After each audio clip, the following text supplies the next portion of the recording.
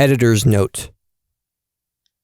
Without a doubt, the best way to read Peter Dunov's lectures is in the original Bulgarian language. However, the hardest thing I found wasn't the translation from Bulgarian to English, but simply wrapping my head around a 19th century mindset that caused so many scholars to furnish their lectures and treatises with incredibly long sentences. For that, we have Soren Kierkegaard to thank for providing us a sentence of more than 300 words. For the most part, sentences could be translated directly as seen, that is, verbatim. The problem arises first in the length of the sentences. Dunov may speak on a topic quite extensively, which would, by English standards, be referred to as a run-on sentence. Since they were spoken words in a different language, I took the liberty in breaking down long sentences where punctuation seemed to fit best, where there seemed to be a natural pause or a turning away from one topic to another. Like many translators, my primary objective is to maintain authenticity, but I always asked myself how far I was willing to go with this.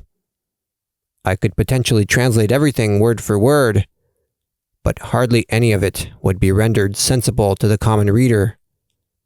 I maintain the Bible as my standard. There one can find long run-on sentences, not to mention the countless lines of text beginning with and or but, yet these don't obstruct the reading in any way. They are deemed allowable, and as such, I translated as much as I could that would be considered permissible by the average person, where standards of grammar could be temporarily suspended. The other issue deals with word choice. The English language has many more words at its disposal, whereas Bulgarian may be limited to less, but they are very powerful in their context. Being a Slavic language, Bulgarian has a way of expressing itself that is very direct and unchangeable. This is in direct contrast to English, which can easily morph from one meaning to another. I will give an example. In the lecture, The Blessed, Dunov refers to the old Christians as being persecuted, and then makes a reference to the horses that need to be chased around in order to till the fields. The Bulgarian word for persecute is gonidba, but it can also mean to chase. In English, however, one must use persecute in reference to tracking someone down, a criminal for instance, like the way the Christians were sought out. But the same word cannot be used when referring to horses. One cannot say, "I am persecuting my horses," and mean the same thing. Yet the same word is used in Bulgarian, and the analogy is much clearer.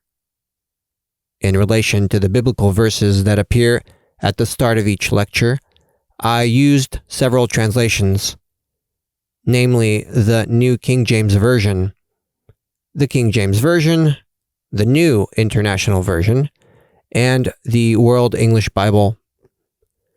The purpose for this has to do with Dunov's use of biblical citations. I simply used the translation that most closely resembles his cited verse in Bulgarian. A lot of times this reduces to a particular word, like persecution or servant, that Dunov then uses throughout his lecture.